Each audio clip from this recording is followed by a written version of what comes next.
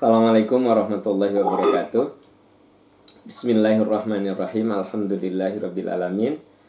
La ilaha illallah wahdahu la syarikalah, lahul mulku wa lahul hamdu wa huwa ala kulli syai'in qadir. Asyhadu an la ilaha illallah wa asyhadu anna Muhammadan abduhu wa rasuluh. Allahumma shalli ala Muhammad wa ala ali Muhammad kama shallaita ala Ibrahim wa ala ali Ibrahim fil alamin innaka Hamidum Majid. Alhamdulillah, sahabat-sahabat, malam ini kita dipertemukan dan alhamdulillah Allah menakdirkan kepada kita takdir yang baik sesuai doa kita ketika belum memasuki Ramadan. Sejak bulan Rajab, Nabi memberikan contoh kepada kita untuk berdoa. Sejak Rajab, berarti dua bulan yang lalu. Allahumma barik lana fi Rajab. Ya Allah, beri kami keberkahan di bulan Rajab. Wa Sya'ban, beri kami keberkahan di bulan Sya'ban. Wa ballighna Ramadan, dan ya Allah sampaikan kami di bulan Ramadan. Kita semua yang hadir sekarang ini oleh Allah ditakdirkan dengan takdir yang baik, kita bisa memasuki bulan Ramadan. Sahabat-sahabat tercinta, mari kita isi Ramadan ini dengan sebaik-baiknya, saling mengingatkan, saling menguatkan, karena tak ada seorang pun yang hadir saat ini bisa menjamin bahwa tahun depan masih bisa menikmati Ramadan. Ada beberapa saudara kita yang boleh jadi umurnya lebih muda dari kita. Beberapa hari sebelum Ramadan dipanggil oleh Allah Subhanahu wa taala. Nah, hari ini kita masih bisa menikmati sekalipun kita tidak tahu apakah umur kita sampai di ujung, tapi paling tidak bulan keberkahan ini sudah kita masuki. Dan saya tegaskan, tak ada seorang pun yang bisa menjamin tahun depan masih bisa menikmatinya lagi.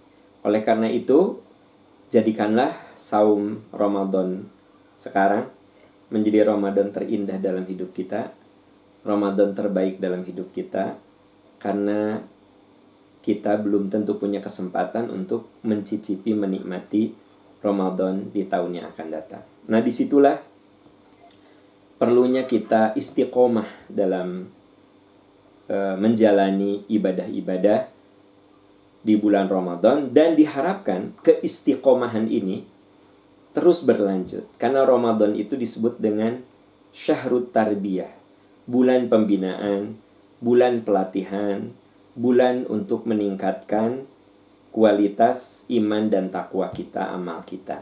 Nah, supaya pembicaraan kita tidak melebar ke sana ke sini, izinkan saya punya beberapa catatan yang akan menjadi bahan pengantar materi kita pada malam ini.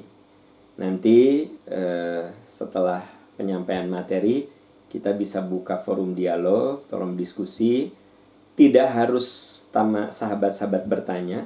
Anda bisa memberikan pengayaan, memberikan second opinion untuk memperkaya materi kita pada malam ini. Ada beberapa catatan saya coba siapkan untuk ibu bapak sekalian. Oke. Ini sesuai tema yang dimintakan oleh rekan-rekan, sukses Ramadan dengan istiqomah. Saya sangat setuju sekali dengan tema ini. Kita bisa sukses itu karena konsisten. Ya. Olahraga itu dikatakan sukses akan berpengaruh pada tubuh kita ketika ada konsistensi atau istiqomah. Belajar bahasa itu akan terasa hasilnya ketika ada konsistensi. Kenapa? Banyak orang yang belajar bahasa, kursus ke sana 2 bulan, berhenti. Kursus ke sini 3 bulan, berhenti. Sampai sekarang nggak ada improvement, nggak ada perbaikan. Karena tidak ada istiqomah, tidak ada konsistensi. Nah, jadi kesuksesan itu tidak lepas dari konsistensi. Nah, bahasa agamanya adalah istiqomah. Apa yang disebut dengan istiqomah? Saya sampaikan sejumlah makna yang bisa kita ambil dari sejumlah tafsir.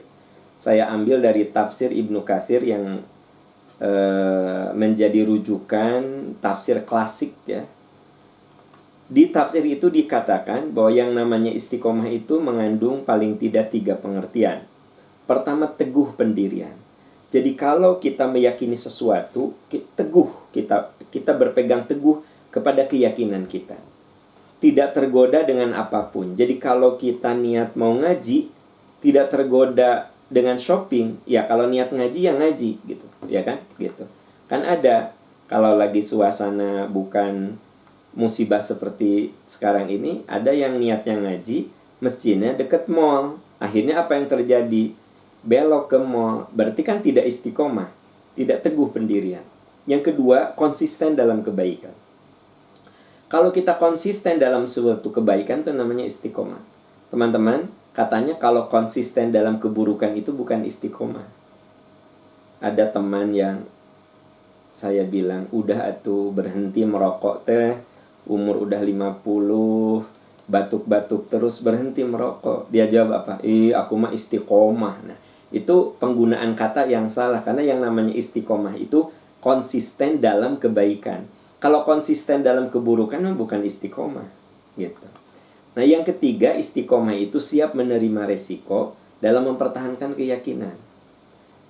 Nah, ketika kita meyakini sesuatu, mengamalkan sesuatu, tak semua orang setuju dengan apa yang kita perbuat gitu. Selama yang kita lakukan itu benar, ya kita pertahankan. Mirip seperti Bilal, ya.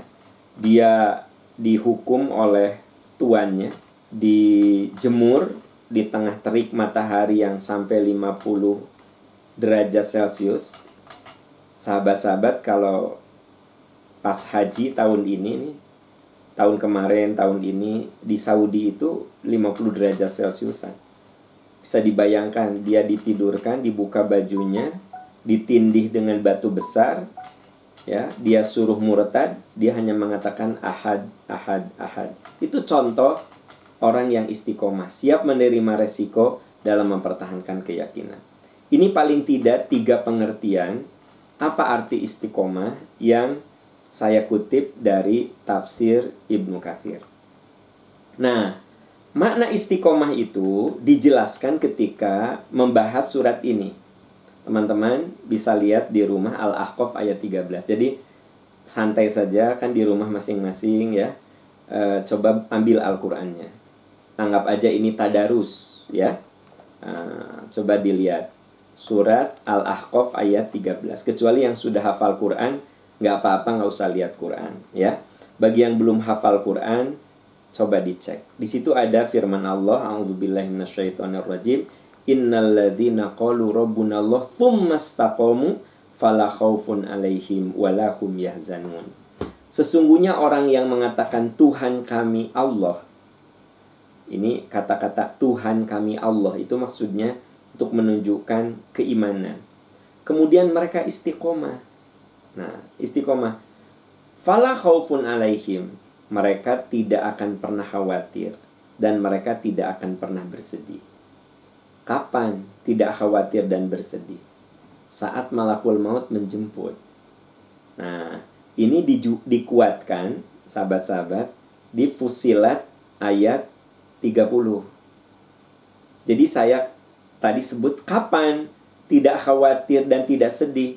Saat malakul maut menjemput. Anda lihat di Fussilat ayat 30. Innalladzina qalu rabbunallah tsumma istaqamu tatanazzalu alaihimul malaikah alla takhafu wa la tahzanu wa abshiru bil jannati allati kuntum tu'adun. Sesungguhnya orang yang mengatakan Tuhan kami Allah, sama, atasnya sama. Tatanazzalu alaihimul malaikah. Saat dia syakarat, malaikat akan turun menyambut ruhnya. Lalu apa kata malaikat? Alla takhafu, kamu jangan takut, wa la tahzanu, jangan bersedih. Wa abshiru bil jannati allati kuntum tu'adun. Bergembiralah, surga menunggu kamu. Nah, sahabat-sahabat sekalian, kalau lihat ayatnya, ini menunjukkan bahwa istiqomah itu bukan gampang.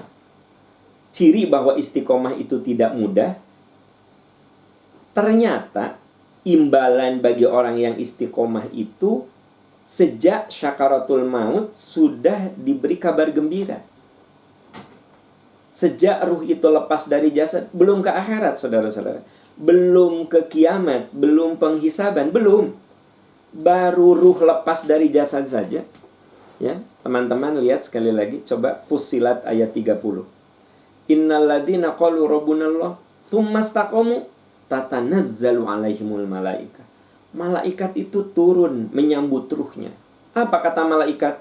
Allah takhafu, kamu jangan takut. Wala tahzanu, kamu jangan sedih. Wa absyiru bil jannati allati kuntum tu'adun. Surga menunggu kamu. Di dalam hadis Sahih Bukhari dikatakan, ruhnya itu akan mengatakan, teman-teman bisa lihat dalam Sahih Bukhari bab ilmu, di situ dikatakan, qaddimuni, qaddimuni. Segera saya kuburkan, segera saya kuburkan. Nah, ini kabar gembira bagi orang-orang yang istiqomah. Yaitu apa? Dia tidak akan khawatir, tidak akan sedih, bahkan bahagia ketika ruh lepas dari jasad, karena malaikat menyambutnya dan memberi kabar gembira, wa absyiru bil jannatil lati kuntum tu'adun. Surga menunggu kamu. Nah, sahabat-sahabat tercinta, semoga kita termasuk kelompok ini. Nah, pertanyaan berikutnya, bagaimana cara istiqomah? Gimana caranya supaya kita istiqomah?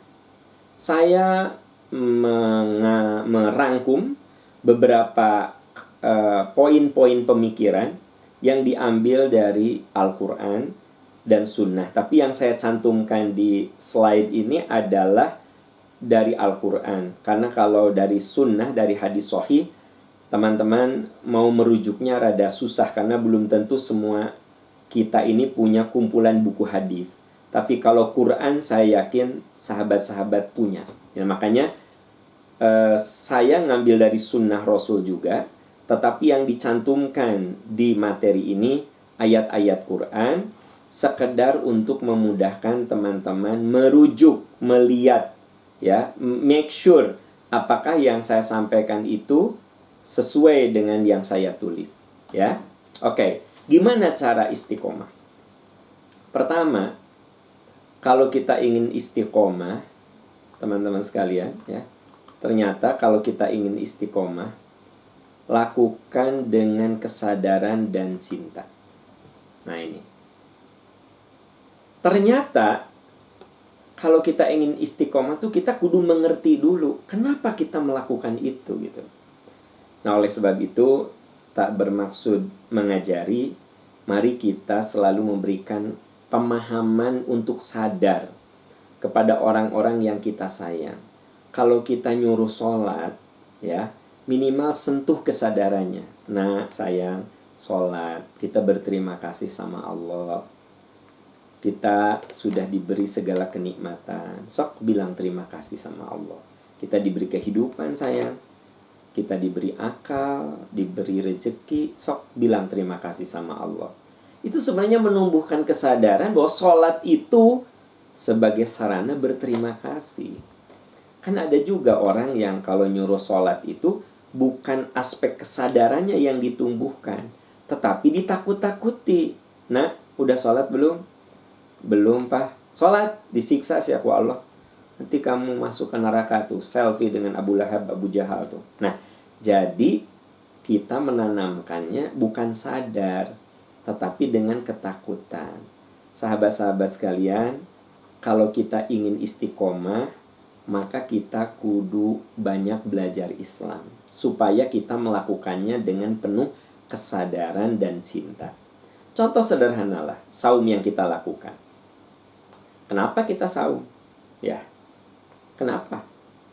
Nah, kan kita kudu faham sehingga timbul sebuah kesadaran. Ternyata, saudara-saudaraku tercinta, kalau Anda lihat ayat saum yang ada di Al-Baqarah 183 sampai 187, saum itu mengajarkan kita 3 hal. Pertama, mengasah jasad. 2, mengasah akal. 3, mengasah kolbu. Coba Anda lihat ayat 183 bicara kewajiban saum. Kutiba alaikumus syiyam. Ayat 184, faman kana minkum maridun aw ala safarin fa iddatu min ayyamin ukhra walladzina yutiqunahu fidyatun ta'amu miskin. Coba teman-teman lihat. Ayat saum, setelah itu apa? Juklak teknik pelaksanaannya gimana? Sekiranya kamu sakit dan dengan puasa itu sakitmu makin bertambah, kamu jangan memaksakan puasa. Atau kamu safar, kalau dengan safarmu itu kamu akan sangat-sangat kelelahan, ya kamu nggak usah memaksakan puasa. Fa'iddatu min ayyamin ukhra, kamu buka, nanti ganti di hari lain. Walladzina yutiqunahu, sementara kalau kamu tidak puasa karena hamil, karena menyusui, karena sakit menahun, sakit yang nggak sembuh-sembuh, atau karena uzur, karena faktor usia atau penyakit, fidyatun ta'amu miskin, kamu nggak usah puasa, kamu ganti dengan mengeluarkan fidyah. Bagusnya fidyah ini dikeluarkan saat di bulan Ramadan, tapi kalau tidak mampu di luar Ramadan, jumlah fidyah yang kita keluarkan sebesar yang biasa kita makan. Sebut saja kalau sehari makan itu 20.000, maka 20.000 kali tidak berpuasa. Rumus ngitungnya seperti itu. Ya, teman-teman sekalian. Nah, jadi itu contoh untuk melakukan saum itu dengan penuh kesadaran, dengan cara kita faham apa yang boleh, apa yang tidak boleh. Begitu. Nah, ada pertanyaan, Ustadz, kalau saum itu harus mandi besar? Tidak. Mandi besar itu bukan untuk puasa. Mandi besar itu untuk sholat. Jadi kemarin ketika mau memulai Ramadan, kalaupun tidak mandi besar, tidak apa-apa. Nah, terus mohon izin, mohon maaf. Kalau ada yang junub nih, belum mandi besar, boleh puasa, boleh sahur tidak? Balik ke rumus sederhana. Mandi besar itu untuk apa? Untuk sholat, bukan untuk puasa. Jadi Anda dan saya boleh sahur ketika belum mandi besar. Lalu selesai sahur, adzan. Mandi besar baru untuk apa? Untuk sholat. Jadi sebenarnya kalau orang masih dalam keadaan junub, dia sahur, sah saumnya. Kenapa? Karena mandi besar itu bukan untuk saum, tetapi untuk sholat. Mirip ada seorang ibu bertanya begini, Pak Aam, saya baru selesai mens. Nah, saya belum sempat mandi, tapi saya sudah sahur. Gimana? Saya teruskan puasa? Ya saya bilang, kalau Anda mensnya sudah selesai, ya Anda puasa. Tapi saya belum mandi. Ya sok tenan naon, sahur we. Nanti kalau mau sholat subuh, Anda mandi besar gitu. Nah, itu contoh bahwa ibadah itu harus dengan pemahaman. Makanya para ahli mengatakan al-ilmu qoblal amal. Sebelum beramal tuh fahami dulu. Ya kalau sebenarnya itu jadi SOP segala hal ya. Kalau saya beli handphone yang baru, saya tidak mengerti bagaimana cara mengoperasikan handphone, ya saya baca manualnya, benar nggak? Jadi ternyata kalau ingin istiqomah itu mulai dari kesadaran dan cinta. Ya, dengan pemahaman dan cinta. Nah, maka nanti ibadah itu bikin kita happy. Teman-teman bisa lihat nih di surat di surat Al-Baqarah 165. Al-Baqarah 165 Anda bisa cek suratnya. Khawatir saya salah menuliskan, kita cek. Nah, betul. Wa minan nasi may yattakhidhu min dunillahi andada yuhibbunahum ka hubbillah walladzina amanu asyaddu hubban lillah. Tuh, garis bawah. Di antara manusia ada orang yang menyembah tandingan-tandingan selain Allah. Mereka mencintainya sebagaimana mereka mencintai Allah. Apa maksud menyembah tandingan-tandingan selain Allah? Mereka mencintainya sebagaimana mencintai Allah. Apa contohnya? Nah, sederhana. Saya lagi nonton bola, ya. Laki-laki banyak yang senang nonton bola. Nonton bola. Datang waktu sholat, ya. Nah, kalau saya sampai terlambat sholat, saya sholat duhur jadi jam 2:30, karena ia kagok, ini tanggung saya nonton bola. maka saat itulah tontonan bola menjadi tandingan bagi Allah Subhanahu wa taala. Jadi ada orang yang lebih mengutamakan tandingan-tandingan itu selain Allah. Mereka mencintainya sebagaimana mereka mencintai Allah. Selevel saja nggak boleh. Gitu loh. Adapun orang-orang beriman sangat cinta kepada Allah. Saya senang nonton bola. Tapi begitu datang waktu sholat, kita lebih mencintai sholat daripada nonton bola. Nah gitu. Kita lagi ngobrol-ngobrol, lagi kongkow-kongkow sama teman-teman, lagi ngobrol sana sini. Nah gitu. Ya. Datang waktu sholat. Nah, kalau kita ingin istiqomah, yuk biasakan untuk lebih mencintai Allah dari yang lainnya.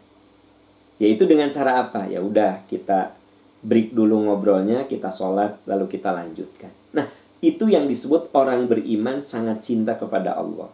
Nah, teman-teman sekalian, kalau ingin istiqomah, mulai dari sini.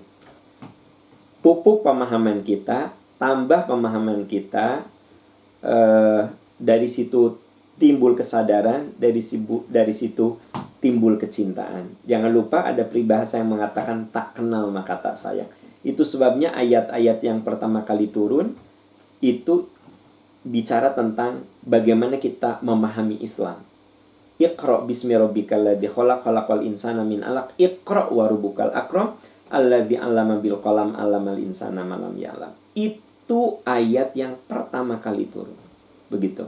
Terus dikuatkan lagi di surat Muhammad ayat 19, fa'lam annahu la ilaha illallah.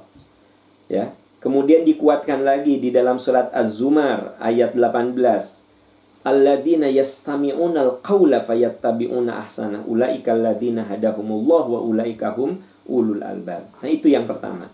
Lakukan dengan kesadaran dan cinta. Kita kudu banyak belajar sehingga tumbuh nanti kecintaan. Nah, ini ada satu doa yang menurut saya sangat bagus sekali ya. Dan oleh sahabat-sahabat bisa baca doa ini. Allahumma inni as'aluka hubbaka wa hubba man yuhibbuka wal amal alladhi yuballighuni hubbaka. Allahumma ij'al hubbaka ahabba ilayya min nafsi wa ahli. Pak Am, ini Arab nama saya susah ngapalinya. Ya udah pakai bahasa Indonesia saja. Ya Allah, aku memohon curahan cintamu dan kecintaan orang-orang yang mencintaimu, serta memohon curahan amal yang dapat mengantarkan diriku untuk mencintaimu. Ya Allah, jadikanlah kecintaan kepadamu lebih tertanam dalam jiwaku, melebihi kecintaanku pada diri sendiri dan keluarga. Nah, ini doa supaya diberi cinta oleh Allah Subhanahu wa taala. Kita mohon agar kita diberi cinta, lalu kita bisa mencintai orang-orang yang mencintai Allah, dan minta kekuatan amal yang bisa mengantarkan kita kepada cinta Allah. Dan ya Allah, jadikan cintaku kepadamu lebih tertanam daripada kecintaan aku terhadap keluarga, bahkan diriku sendiri. Jadi kita mohon agar kita diberi kekuatan untuk mencintai Allah di atas segala sesuatu yang kita cinta. Nah, ini juga bisa dihafalkan doanya, ya kan? Oke, sahabat-sahabat sekalian, doa ini boleh bahasa Indonesianya, maknanya sajalah, ya. Tidak harus teks, karena kan ini doa bisa dibaca di luar sholat. Bisa selesai wirid, zikir, pakai aja bahasa Indonesia, ya. Kontennya aja, maknanya saja, bahwa kita minta cinta Allah, minta didekatkan dengan orang-orang yang mencintai Allah, minta diberi kekuatan amal untuk bisa mencintai Allah, dan mohon agar cinta kita kepada Allah melebihi kecintaan apapun yang kita cinta, ya. Itu sahabat-sahabat yang pertama, ya. Yang kedua, nah, kalau kita, jadi untuk istiqomah, fahami, banyak belajar. Dari situ kita timbul rasa cinta dari kita. Nah, kemudian yang berikutnya adalah, teman-teman sekalian, lakukan secara bertahap. Latar kabun natobakon antobak. Nah, gitu, kan? Latar kabun natobakon Latar kabunna tobakan antobak. Sungguh kamu akan jalani setingkat demi setingkat. Apa maksudnya? Yang namanya manusia, saudara-saudara sekalian, makhluk yang mencapai sesuatu itu harus melalui proses. Ya nggak sih? Anak kita bisa jalan melalui proses. Apapun by proses gitu loh. Nah makanya Allah mengatakan sunnatullahnya kalau kita itu makhluk yang harus melalui proses. Anda tidak perlu gitu kalau belum biasa langsung targetnya one day one juz baca Quran. Putus asa nantinya. Ya. Jadi gimana? Ya udah teman saya one day one juz. Kalau saya karena bacaan Qurannya juga masih belajar, mungkin one day one ayat. Nggak masalah. Ya. Mungkin one day one page. Nggak masalah. Orang one day one juz terserah. Mungkin mereka sudah makomnya, sudah kedudukannya, sudah posisinya, sudah tingkatnya. Wong saya baru belajar, ya sudah, saya sehari setengah halaman. Ini membuat kita lebih istiqomah ketimbang kita memaksakan diri one day one juz. Putus asa nanti. Latar kabunna tobakan antobak. Nah, la yukallifullahu nafsan illa wus'aha laha ma kasabat wa 'alaiha maktasabat. Allah tidak membebani seseorang melainkan sesuai dengan kesanggupannya. Ia mendapatkan pahala dari kebaikan yang ia usahakan dan mendapatkan akibat dari kejahatan yang dia usahakan. Teman-teman coba lihat ayat ini, Al-Baqarah 286. Jelas kok, Allah tidak membebani melainkan sesuai kesanggupannya. Kesanggupan saya dan Anda berbeda. Kesanggupan Anda dan teman Anda berbeda. Jadi beramallah sesuai yang kita sanggup gitu. Ya. Malam Ramadan. Bagi Anda yang sudah terbiasa bangun malam jam 3, setengah 3, ya sudah tarawihnya nanti. Tapi bagi Anda yang belum biasa bangun jam setengah 3, ya ba'da isya tarawihnya. Nah, tarawih ba'da isya lebih ringan. Kenapa?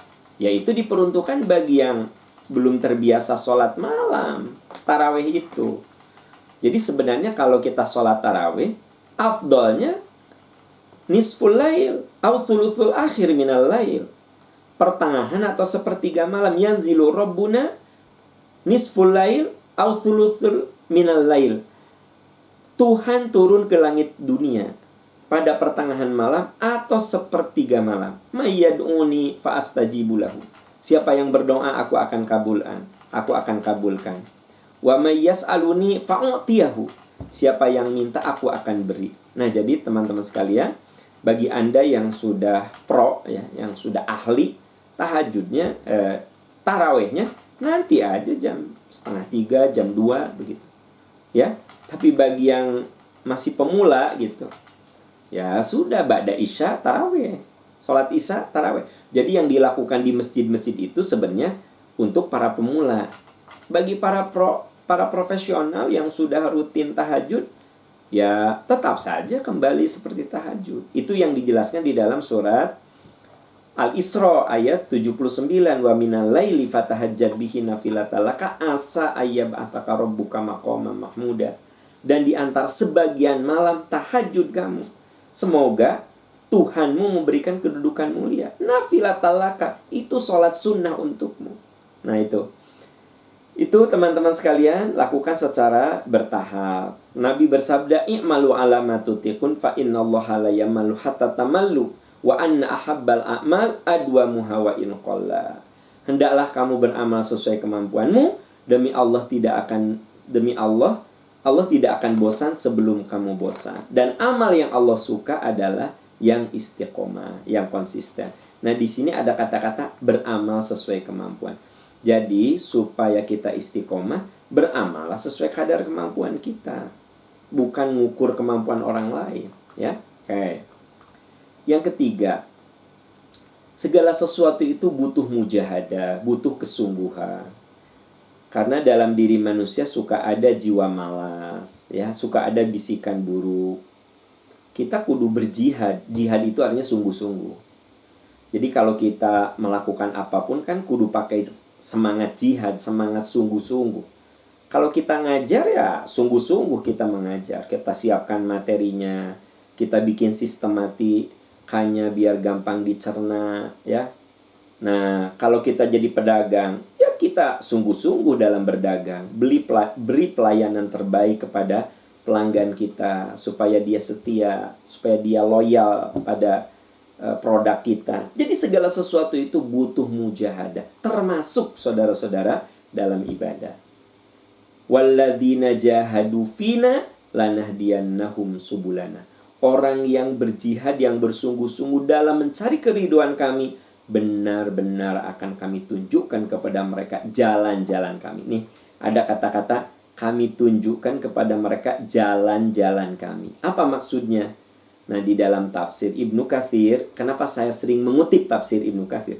Itu tafsir klasik yang menjadi rujukan ahli tafsir, gitu loh. Jadi kalau Anda kuliah di jurusan tafsir, itu wajib textbook itu yang namanya tafsir Ibnu Katsir itu dikuasai benar.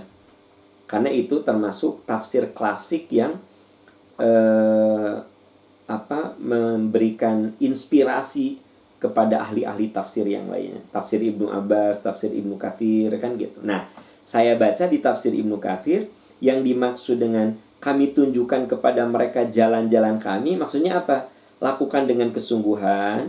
Yang tadinya berat, nanti lama-lama kalau sering dilakukan jadi ringan. Gitu maksudnya. Begini deh, saya beri contoh. Kalau saya tidak pernah olahraga, saya muterin lapangan bola. Satu putaran saja, ngos-ngosan saya. Ya nggak sih? Dan tidak perlu langsung lari saya. Tadi, poin yang kedua, bertahap. Ya sudah, karena saya tidak pernah olahraga, tiba-tiba saya ada keinginan berolahraga, ada anjuran dari dokter untuk sehat. Apa yang saya lakukan? Puterin dulu lapangan bola, jalan kaki biasa, mulai jalan cepat, nanti lari, gitu kan? Nah, lari satu putaran saja ngos-ngosan. Tapi saya terus lakukan dengan kesungguhan, apa yang terjadi? 5 putaran kita mengitari lapangan bola, bisa. Nah, itu yang disebut kalau kita lakukan dengan kesungguh-sungguhan, dengan berproses, nanti Allah akan buka jalan kemudahan. Kita akan merasa mudah. Boleh jadi kalau belum biasa, baca Quran 1 halaman tuh beratnya luar biasa. Coba paksakan, lama-lama ringan itu yang namanya 1 halaman. Nanti 2 halaman, nanti one day one juice. Nah, yang keempat, ternyata kesungguhan saja tidak cukup, teman-teman. Butuh sabar. Jadi kita butuh amunisi kesabaran yang luar biasa. Jadi kita butuh amunisi kesabaran yang luar biasa. Di dalam Al-Quran, coba teman-teman bisa lihat Az-Zumar ayat 39, ya. Nah, surat ke-39 ayat 10, coba cek, ya. Sekalian tadarus aja. Di situ Allah berfirman, Qul ya ibadilladzina amanu taqu rabbakum lilladzina ahsanu fi hadhihi dunya hasanah wa ardullahi wasi'ah innama yuwaffas sabiruna ajruhum bighairi hisab. Qul ya ibadi, katakan, hai hamba-hambaku yang beriman, ittaqu rabbakum, takwalah kepada Tuhanmu, lilladzina ahsanu fi hadhihi dunya hasanah. Orang-orang yang berbuat baik di dunia akan memperoleh kebaikan. Nah, kalau kita ini membiasakan diri kebaikan, berbuat baik. Nah, itu butuh kesabaran, ketabahan. Nah, nanti orang seperti ini pasti akan memperoleh kebaikan. Jangan lupa, bumi Allah itu luas. Kamu bisa berusaha apapun sesuai dengan kadar kemampuan kamu. Firman Allah, innama yuwaffas sabiruna ajruhum bighairi hisab. Ya. Sesungguhnya hanya orang-orang yang bersabar yang akan dicukupkan pahalanya oleh Allah Subhanahu wa taala, gitu. Nah.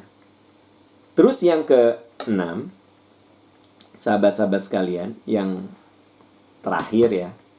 Kalau kita ingin istiqomah, kita butuh teman, butuh komunitas sebenarnya, ya. Walau bagaimanapun yang namanya teman itu berpengaruh. Itu sebabnya Nabi Ibrahim alaihissalam pernah berdoa.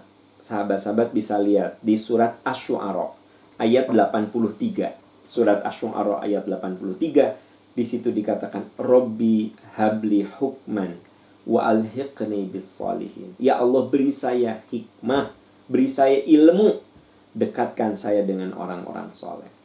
Teman-teman pun bisa lihat Ali Imran ayat 193, itu ada doa Rabbana ighfir lana dzunubana wa kaffir anna sayyi'atina wa tawaffana ma'al abror. Ya Allah, wafatkan saya di tengah orang-orang yang berbuat kebaikan, di tengah lingkungan yang soleh. Nah, karena itu kita disuruh bersabar. Bersabarlah kamu bersama orang yang menyeru Tuhan di pagi dan senja hari dengan mengharap keriduannya. Jadi kita kudu sabar berada di lingkungan orang-orang soleh, orang-orang baik. Kenapa? Karena walau bagaimanapun, lingkungan itu akan banyak pengaruhnya pada diri kita. Sehingga ada ungkapan al-musahabatu tasriqut tabi'ah. Persahabatan itu bisa mencuri tabiat kita.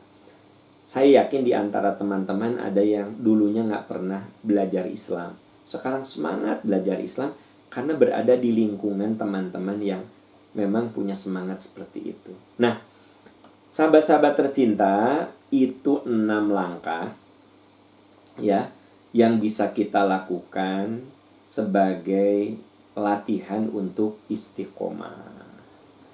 Ya sahabat-sahabat sekalian, yang paling pokok, manusia itu makhluk yang butuh proses. Kita harus hargai proses itu. Maka tugas kita adalah menjalani proses dengan segala kesungguhan, menjalani proses dengan terus belajar, dan menjalani proses dengan dikawal oleh lingkungan yang kondusif. Insya Allah dengan begitu kita berharap keistiqomahan bisa kita raih. Dan jangan lupa kita berdoa kepada Allah di Ali Imran ayat 8, Rabbana la tuzigh qulubana. Ya Allah, jangan kau belokkan, jangan kau bengkokkan hati kami setelah engkau memberikan hidayah kepada kami. Wa hab lana min ladunka rahmatan innaka antal wahhab. Jangan lupa untuk selalu berdoa yang itu di Ali Imran ayat 8. Karena Ummu Salamah pernah ditanya, doa apa yang paling sering dibaca oleh Rasul? Kata Ummu Salamah, doa Rabbana atina fid dunya hasanah dan doa Rabbana la tuzigh qulubana. Itu adalah doa agar kita istiqomah. Sahabat-sahabat, itu yang bisa saya bahas. Maaf kalau ada kalimat-kalimat yang tidak proporsional. Semoga Allah memberkahi kita semua. Dan semoga Ramadan ini menjadi Ramadan terindah dalam hidup kita. Semoga Allah senantiasa menolong kita semua. Demikian yang bisa saya sampaikan. Kita akhiri dengan doa kafaratul majlis. Subhanaka Allahumma wa bihamdika asyhadu an la ilaha illa anta astaghfiruka wa atubu ilaik. Rabbana zalamna anfusana wa illam taghfir lana wa tarhamna lanakunanna minal khasirin. Rabbana atina fid dunya hasanah wa fil akhirati hasanah wa qina adzabannar. Amin ya arhamar rahimin. Amin ya rabbal alamin. Walhamdulillahirabbil alamin. Wassalamualaikum warahmatullahi wabarakatuh.